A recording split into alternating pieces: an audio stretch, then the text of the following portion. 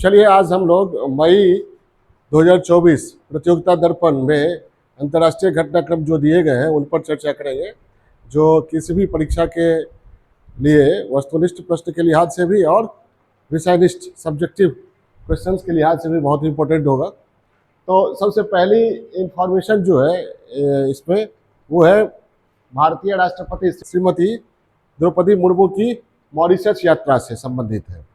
Mauritius यात्रा इनकी संपन्न हुई है। फैक्ट आप लोग लिख लीजिएगा, पॉइंट हम लिखवा रहे हैं, पॉइंट या फैक्ट वो लिखिएगा। 11 से 13 मार्च 2024 मॉरिशस की यात्रा संपन्न हुई है श्रीमती द्रौपदी मुर्मू की, ठीक है।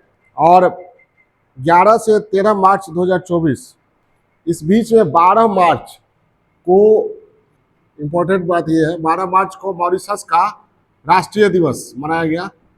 मॉरिशस का राष्ट्रीय दिवस मनाया गया और इस राष्ट्रीय दिवस में मुख्य अतिथि रही कौन?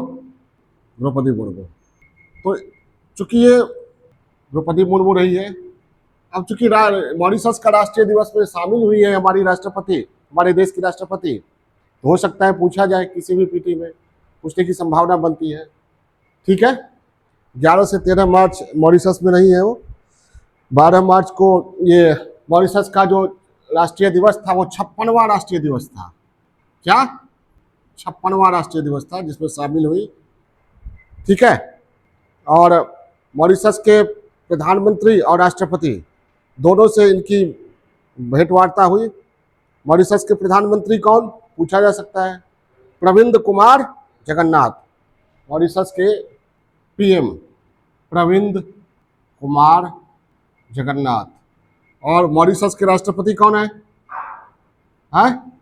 मॉरिशस के राष्ट्रपति कौन? पृथ्वीराज सिंह रूपन, पृथ्वीराज सिंह रूपन, ठीक है। इन दोनों से इनकी वार्ता हुई, मुलाकात हुई। तो इन दोनों का नाम भी पूछा जा सकता है, मॉरिशस के पीएम। और आप सभी लोग जानते हैं मॉरिशस को क्या कहा जाता है? छोटा हिंदुस्तान। क्या कहा जाता है? छोटा हिंदुस्तान, हिंद महासागर का छोटा हिंदुस्तान। यहाँ अधिकांश, यहाँ की आबादी क्या है? पर्सन ऑफ इंडियन ओरिजिन है। क्या है? भारतीय मूल के लोग हैं। और नाम से भी स्पष्ट है, देख रहे हैं ना, प्रविंद कुमार जगन्नाथ प्रधानमंत्री हैं, राष्ट्रपति कौन है? पृथ्वीराज सिंह रूपन, ठीक है। और एक महत्वपूर्ण ये भी है, राष्ट्रपति वहाँ गई तो मुख्य अतिथि बन रही राष्ट्रीय दिवस में। और आप्रवासी घाट भी गई, जहाँ पर भारत से लोग गए थे और सबसे पहले वहाँ पहुँचे थे। मॉरिशस में एक आप्रवासी घाट है जहाँ भारत से जाने वाले श्रमिक पहली बार मॉरिशस में उतरे थे, फिर वहीं रहना पड़ा उनको, ये सब जानते ही आप लोग। और एक वहाँ पर पवित्र गंगा तालाब परिसर भी है, ठीक है। गंगा तालाब परिसर की भी उन्होंने यात्रा की और इसके विकास में भारत के द्वारा सहायता किए जाने की घोषणा की। गंगा तालाब परिसर, ये भी पीटी फैक्ट बन सकता है कि हाल ही में भारत के राष्ट्रपति ने गंगा तालाब परिसर के बारे में भारत के द्वारा विकासात्मक सहयोग देने की घोषणा की गई। यह परिसर किस देश में स्थित है? ठीक है, गंगा तालाब परिसर, तो उसमें नेपाल भी दिया जा सकता है या मॉरिशस दिया जा सकता है। ओके, दूसरा इंफॉर्मेशन जो है वो है पाकिस्तान के चुनाव के बारे में। पाकिस्तान में 16वीं नेशनल असेंबली के चुनाव हुए, पाकिस्तान से है 16वीं नेशनल असेंबली चुनाव। जैसे हमारे यहाँ लोकसभा है लोअर हाउस, उसी तरह वहाँ है, चुनाव से संबंधित खबर है। ये चुनाव संपन्न हुआ है कब? 8 फरवरी को। कहाँ? पाकिस्तान में 8 फरवरी को संपन्न हुआ है। और इसमें बहुत सारा इंफॉर्मेशन दिया हुआ है, बहुत उपयोगी इंफॉर्मेशन नहीं है। 8 फरवरी 2024 तो यहाँ लिखने की जरूरत नहीं है, फिर भी लिख देते हैं। अब इसमें यहाँ ध्यान रखना है कि पाकिस्तान तहरीक ए इंसाफ किसकी पार्टी है? पाकिस्तान तहरीक ए इंसाफ किसकी पार्टी है बताइए आप लोग? पीटीआई, इमरान खान की पार्टी है। पाकिस्तान तहरीक ए इंसाफ, ये चुनाव में प्रतिबंधित पार्टी थी, इसलिए चुनाव पीटीआई नहीं लड़ सकी। समझ में आई बात? चुनाव पीटीआई नहीं लड़ सकी, लेकिन पीटीआई द्वारा समर्थित निर्दलीय, तो पीटीआई के जो भी उम्मीदवार थे ना, निर्दलीय खड़े हो गए और सबसे ज्यादा सीट इन्हीं को मिला, 93 सीट। कितना मिला सीट? 93 सीट मिला। समझ में आई बात? पाकिस्तान मुस्लिम लीग नवाज, पीएमएल, पाकिस्तान मुस्लिम लीग एन नवाज, इनको मिला 98 सीट। सॉरी, सामान्य में मिला इनको 75 सीट। महिला अल्पसंख्यक को जोड़ के 98 सीट होता है। पाकिस्तान मुस्लिम लीग को सामान्य में कितना मिला? 75 सीट, और पाकिस्तान पीपुल्स पार्टी को 54 सीट। 75 कुल कितना मिला? 98। और पाकिस्तान पीपुल्स पार्टी, ठीक है, इनको मिला 54, और महिला और अल्पसंख्यक सीट जो आरक्षित रहता है उसको मिलाकर 68 सीट। ठीक है। पाकिस्तान की असेंबली में याद रखिएगा आप लोग, कितने सीट महिलाओं के लिए आरक्षित हैं? बताइए, पाकिस्तान में कितना सीट महिलाओं के लिए आरक्षित है? नेशनल 60। ठीक है, महिलाओं के लिए आरक्षित है। क्लियर है? पाकिस्तान में कितने सदस्य हैं नेशनल असेंबली? 336। 266 सीट जो है वो चुनाव से भरी जाती है। से 70 सीटों में 60 सीट महिलाओं के लिए आरक्षित है और 10 गैर मुस्लिमों के लिए। क्लियर है? अब यहाँ जो जानना है वो याद रखिएगा, पाकिस्तान मुस्लिम लीग नवाज के नेता है शहबाज शरीफ, यही बने हैं पीएम वहाँ, शहबाज शरीफ। और इमरान खान को रोकने के लिए इन दोनों ने गठबंधन किया है, पीएमएलएन और पीपीपी, पाकिस्तान पीपुल पार्टी और पाकिस्तान मुस्लिम लीग नवाज एन नवाज शरीफ की पार्टी है। ये समझ में आई बात?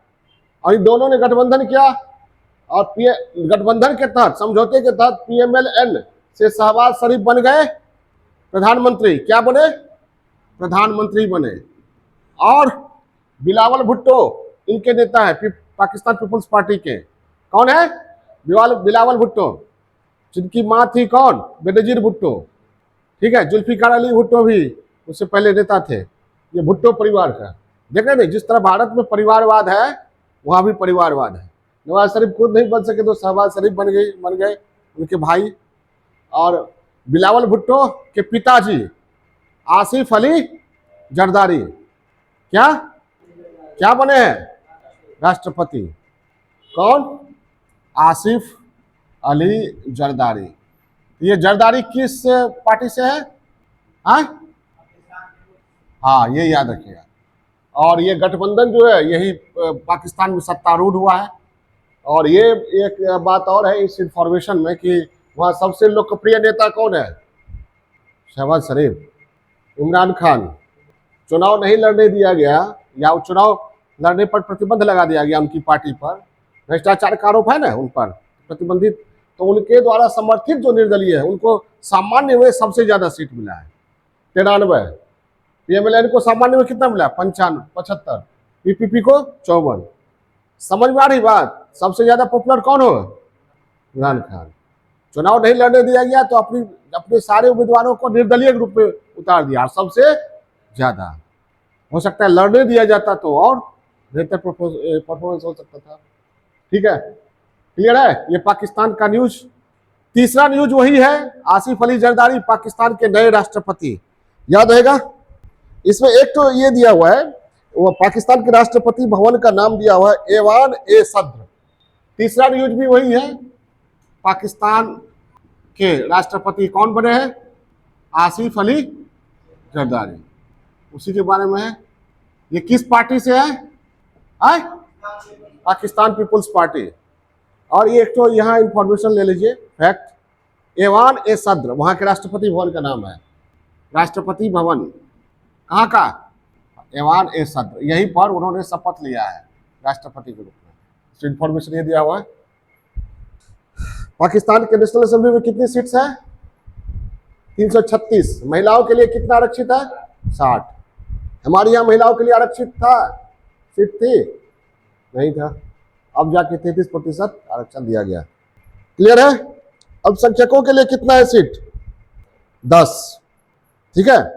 वहां भी जो पार्लियामेंट है वो दो भागों में बटा हुआ है। जैसे हमारे यहाँ लोकसभा राज्यसभा है ना, वहां नेशनल असेंबली और सीनेट।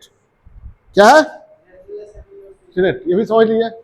पाकिस्तानी जो पार्लियामेंट है, पाक संसद या पार्लियामेंट जो कहिए, दो भाग में बटा है। कौन? नेशनल असेंबली, दूसरा सीनेट। नेशनल असेंबली में कितना सीट है?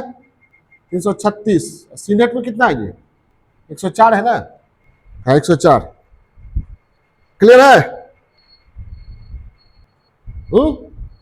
पाकिस्तान का निचला सदन क्या कहलाता है? National assembly. उच्च सदन सीनेट।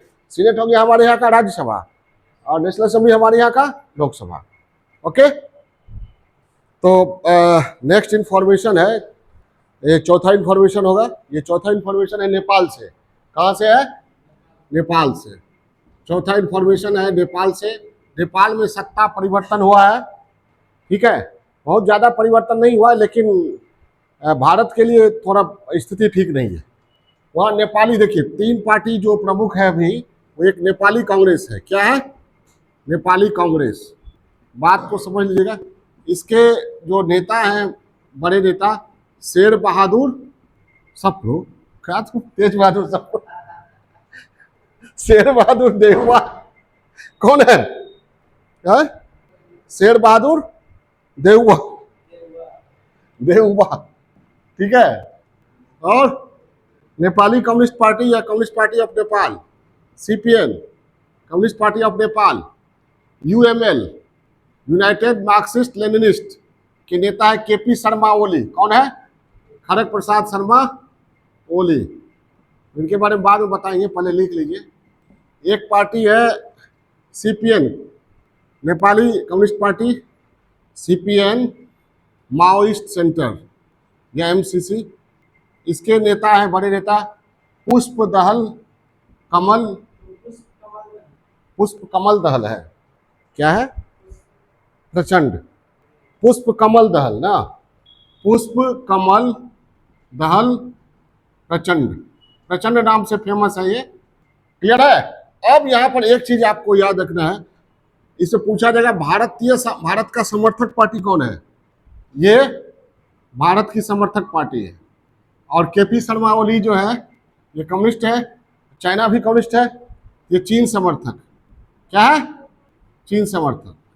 तो अभी तक सत्ता परिवर्तन से पहले प्रचंड जो थे प्रधानमंत्री थे, और उन्होंने ये शेर बहादुर देउबा के साथ मिलकर सरकार बनाया था। समझ में आ रही बात? लेकिन शेर बहादुर देउबा को छोड़कर उन्होंने फिर किसके साथ गठबंधन बना लिया? केपी शर्मा ओली की पार्टी के साथ। तो अभी किसकी सत्ता है वहां? पुष्प कमल दहल प्रचंड, यही पीएम है। पहले भी थे पीएम, अभी भी पीएम है। ठीक है, पीएम थे, है, फिर भी सरकार में परिवर्तन हुआ। कैसे? पीएम थे ये पहले किसके सहारे, किसके साथ? नेपाली कांग्रेस शेर बहादुर देउबा के साथ। लेकिन अब किसके साथ आ गए? केपी शर्मा ओली। ये कहा जाता है भारत के लिए थोड़ा चिंता का विषय है, क्योंकि ये अब इनका गठबंधन है, ये गठबंधन है, दोनों कम्युनिस्ट पार्टी है, दोनों क्या है? चीन समर्थक सरकार अभी है। कहाँ है? नेपाल में। और यही लगे हाथों एनालिसिस कर लीजिए, और कहाँ भारत के किन किन पड़ोसी देशों में चीन समर्थक सरकार है। कहाँ? मालदीव है ना, मोइजू खुलेआम चीन का समर्थन करते हैं। पाकिस्तान खुलेआम। ये भारत के लिए चिंता का विषय है। क्लियर है? 5वां इंफॉर्मेशन है रशिया से। कहां से? रशिया से। व्लादिमीर पुतिन बने हैं फिर से राष्ट्रपति। व्लादिमीर पुतिन बने हैं राष्ट्रपति। 15 से 17 मार्च के बीच वहां मतदान हुआ। 15 से 17 मार्च के बीच मतदान हुआ, और व्लादिमीर पुतिन को 88.848% वोट मिला।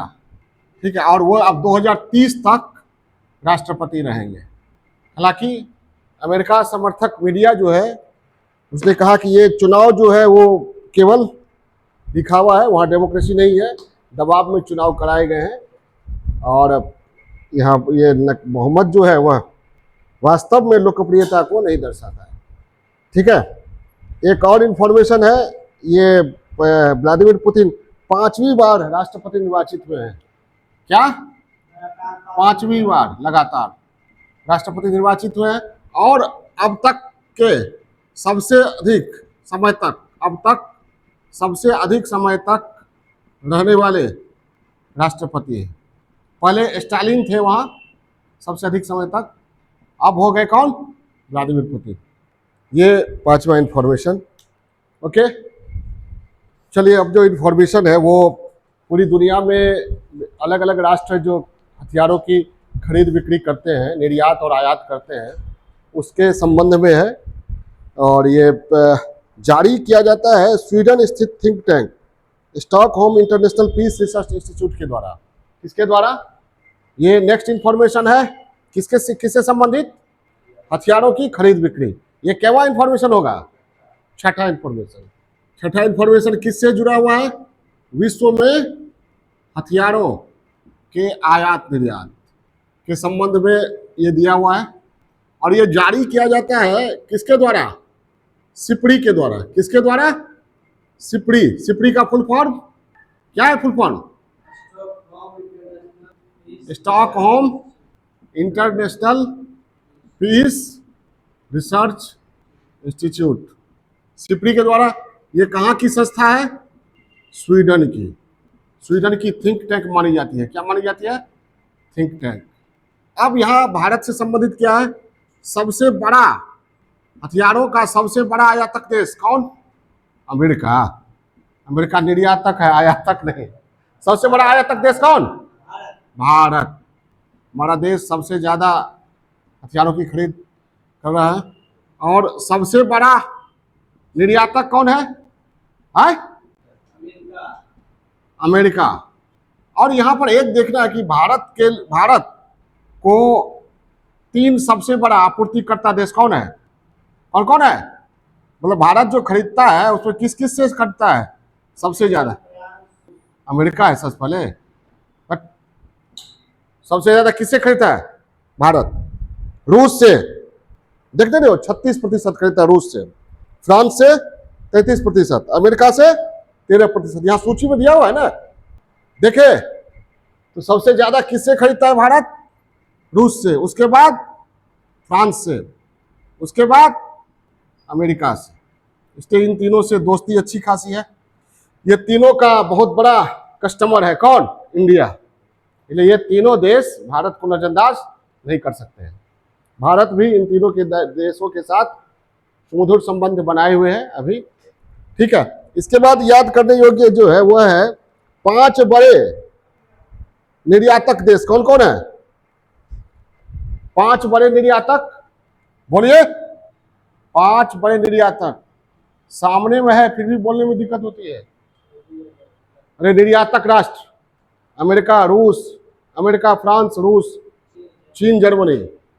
अमेरिका, फ्रांस, रूस, चीन, जर्मनी। और सबसे बड़ा आयातक, तो 5 सबसे बड़ा आयातक कौन है? भारत, सऊदी अरब, कतर, यूक्रेन, उसके बाद पाकिस्तान। ये इंफॉर्मेशन काफी है, और बाकी इंफॉर्मेशन लीजिएगा तो मैंने पहले ही कहा डिजिटल डायरिया की तरह हो जाएगा। ये सिपड़ी समझ गए? सिपड़ी कहाँ की संस्था है? स्वीडन की संस्था है। चलिए नेक्स्ट इंफॉर्मेशन है नाटो से। नाटो के बारे में काफी कुछ हम पहले पढ़ा चुके हैं। नाटो क्या है? 7th information, NATO North Atlantic Treaty organisation.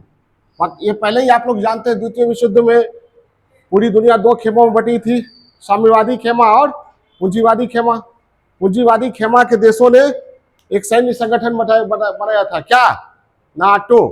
क्या बनाया था? नाटो, जिसका हेडक्वार्टर कहाँ है? ब्रुसेल्स, बेल्जियम में। कहाँ है? 4 अप्रैल 1949 को इसका गठन हुआ था। उस समय 12 सदस्य था। मुख्यालय कहाँ है? ब्रुसेल्स कहाँ है? हाँ, ब्रुसेल्स बेल्जियम। अभी कितना सदस्य है वर्तमान में? सदस्य संख्या कितना है? 32। 32वां सदस्य कौन बना? Finland, sorry Sweden. और 31वां इससे पहले कौन बनाया था? कौन बनाया था? फिनलैंड। 31वां सदस्य कौन बना? फिनलैंड। अब इसके पीछे जो ये बैकग्राउंड है वो समझिए। 2022 में यूक्रेन पर किसने हमला किया है? और रूस का हमला हमला हुआ। क्यों हुआ? एक्चुअली नाटो का गठन जो हुआ था वह रूस का जो पूर्वज था, कौन? यूएसएसआर, उसी को संतुलित करने के लिए नाटो का गठन हुआ था। तो यूक्रेन भी नाटो में शामिल होना चाहता था। तो रसिया को क्या लगा कि यूक्रेन भी नाटो में शामिल हो जाएगा तो नाटो की सेना हमारी सीमा पर आ जाएगी, हमारी सुरक्षा खतरे में पड़ जाएगी। इसलिए रसिया ने यूक्रेन पर अटैक कर दिया ताकि यूक्रेन नाटो के खेमा में न जाए। अब इस बात को देखते हुए दो और देश जो थे निकटवर्ती, स्वीडन और फिनलैंड, दोनों ने आवेदन दिया। आवेदन में कुछ तुर्की और हंगरी ने अरंगा लगाया था, वो अरंगा हटा और फिर 31वां सदस्य फिनलैंड को बना लिया गया। 32वां सदस्य किसको बना लिया गया? स्वीडन को। तो अभी कितने सदस्य हैं? 32। जब गठन हुआ था तब कितने सदस्य थे? 12। क्लियर है? अब यहां पर यह ध्यान रखिए क्यों सदस्य बना। सदस्य बनने से क्या होगा? क्योंकि नाटो का ये जो है चार्टर, उसके अनुच्छेद 5 में क्या, धारा 5 में यह है कि नाटो के किसी भी देश पर, किसी भी सदस्य पर अगर हमला होता है तो उसे सामूहिक हमला माना जाएगा और सभी देश मिलकर उसका प्रतिकार करेंगे। समझ में आई बात? जैसे मान लीजिए फिनलैंड को लगा, स्वीडन को लगा कि रसिया यूक्रेन पर किया है तो हमारे पर भी कर सकता है। तो अगर फिनलैंड पर आक्रमण हुआ तो फिनलैंड तो लड़ेगा ही, फिनलैंड के साथ 31 देश खड़े हैं, इसलिए ये लोग आ गए ताकि हमारी संप्रभुता रसिया से बची रहे। क्लियर है? कंसेप्ट इसके पीछे समझ गए ना? नाटो की कौन सी धारा? 5। ये सामूहिक सुरक्षा का सिद्धांत धारा 5 में है। किसी एक पर हमला सभी पर हमला माना जाएगा। कलेक्टिव, वही सामूहिक सुरक्षा। ठीक है, कलेक्टिव सिक्योरिटी। कंसेप्ट समझ गए? फैक्ट समझ गए? ओके, चलिए अब नेक्स्ट इंफॉर्मेशन क्या होगा? 8वां इंफॉर्मेशन और 9वां इंफॉर्मेशन, दोनों इंफॉर्मेशन भारत भूटान संबंध से है। किससे? भारत भूटान संबंध। दोनों निकटतम पड़ोसी है और दोनों के संबंध ऐतिहासिक दृष्टिकोण से भी और वर्तमान में भी काफी मधुर रहे हैं। ठीक है, और भूटान भारत के लिए काफी महत्वपूर्ण रहा है। भारत भी भूटान के लिए काफी महत्वपूर्ण रहा है। अभी हाल ही में नरेंद्र मोदी गए भूटान तो उन्होंने एक नारा दिया, ठीक है, भूटान फॉर भारत, भारत फॉर भूटान। एक वास्तविकता है, रियलिटी है। ये घोषणा हमारे भारतीय प्रधानमंत्री नरेंद्र मोदी के द्वारा की गई। तो ये भारत भूटान संबंध से जो इन्फॉर्मेशन दिया हुआ है वो दो भागों में। पहला इन्फॉर्मेशन ये भूटान के पीएम की यात्रा, भूटान के पीएम की भारत यात्रा। और ठीक है, भूटान के पीएम की भारत यात्रा संपन्न हुई है 14 से 18 मार्च और ठीक एक सप्ताह के अंदर 22 से 23 मार्च 2024 को हमारे प्रधानमंत्री नरेंद्र मोदी की भूटान यात्रा संपन्न हुई। समझ में आई बात? तो दोनों में देखते हैं क्या क्या हुआ। भारत के पीएम की भूटान यात्रा, यह भूटान के पीएम की भारत यात्रा, वहां के प्रधानमंत्री हैं कौन? कौन है? कौन है? त्शेरिंग टोब्गे, तो संयुक्त एकार रहर्षिकार अनुस्वार ग, त्शेरिंग टोब्गे की यात्रा कब हुई है? 14 से 18 मार्च उन्होंने किया। ठीक है, और प्रधानमंत्री पद संभालने के बाद उनकी यह पहली विदेश यात्रा है। यह बताता है कि भूटान की विदेश नीति में भारत का महत्वपूर्ण स्थान है। समझ में आई बात? त्शेरिंग की पहली विदेश यात्रा, पद संभालने के बाद पहली विदेश यात्रा कहाँ की गई है इनके द्वारा? भारत, यानी भारत को काफी महत्वपूर्ण माना जा रहा है। ठीक है, और दोनों के बीच वार्ता हुई। वार्ता जब होती है दोनों के बीच तो किस पर होगी? कनेक्टिविटी पर होगी, नजदीक के देश है, कनेक्टिविटी, ऊर्जा के क्षेत्र में और विकास के क्षेत्र में साझेदारी पर बातचीत हुई दोनों के बीच। और गैलेफो असम सीमा पर, भारत के असम सीमा पर, इंफॉर्मेशन के मुताबिक असम सीमा पर गैलेफो माइंडफुलनेस सिटी के निर्माण की प्रशंसा किया प्रधानमंत्री मोदी ने इस अवसर पर। तो ये एक फैक्ट हो गया। कहां पर ये बनाया जा रहा है? भूटान के द्वारा, असम, भारत के असम सीमा पर। नाम क्या है? गैलेफो माइंडफुलनेस सिटी। उसके बाद भारतीय प्रधानमंत्री ने पुनात सांगचू जल विद्युत परियोजना है, इसकी भी चर्चा भारतीय प्रधानमंत्री ने किया और संतोष व्यक्त किया ये भारत के सहयोग से। उसके बाद इसी में इंफॉर्मेशन एक दिया हुआ है कि 12वीं पंचवर्षीय योजना भारत की काफी सफल रही। 12वीं पंचवर्षीय योजना, सॉरी भारत की नहीं, भूटान की सफल रही। इसकी प्रशंसा भी भारतीय प्रधानमंत्री नरेंद्र मोदी ने किया। ठीक है, और लिस्ट डेवलप्ड कंट्रीज, अल्प विकसित देश से भूटान बाहर आ गया है। भूटान को लिस्ट डेवलप्ड कंट्रीज में शामिल किया जाता था। अल्प विकसित देश, सबसे कम विकसित देशों में शामिल किया जाता था, उससे बाहर भूटान बाहर हुआ। इसकी भी प्रशंसा मोदी जी के द्वारा की गई है। ये भारतीय प्रधानमंत्री मोदी जी के द्वारा इनकी प्रशंसा की गई। माइंडफुलनेस सिटी, पुनात सांगचू जल विद्युत परियोजना, भारत 12वीं पंचवर्षीय योजना की सफलता और एलडीसी से भूटान जो बाहर हुआ, ये प्रशंसा भूटानी प्रधानमंत्री के आगमन पर भारतीय प्रधानमंत्री के द्वारा की गई। ठीक है, संयुक्त वार्ता हुआ। वार्ता जब भूटान और भारत में होती है तो वही कनेक्टिविटी, इंफ्रास्ट्रक्चर, ठीक है, ऊर्जा में जल विद्युत परियोजना और भी बातें हैं, आधारिक संरचना को मजबूत करना है और भी डेवलपमेंट वहां जो कुछ हो सकता है उसके संबंध में। ठीक है, इसके बाद चलिए, मैंने कहा कि इसके जस्ट एक सप्ताह के अंदर यानी 22-23 मार्च को प्रधानमंत्री नरेंद्र मोदी 22-23 मार्च 2024 कौन? पीएम नरेंद्र मोदी कहाँ रहे? हाँ, भूटान में। और भूटान में वहाँ ये हवाई अड्डे पर उतरे। तो हवाई अड्डे का नाम यूनिक है, याद रख सकते हैं, हो सकता है पारो। क्या है?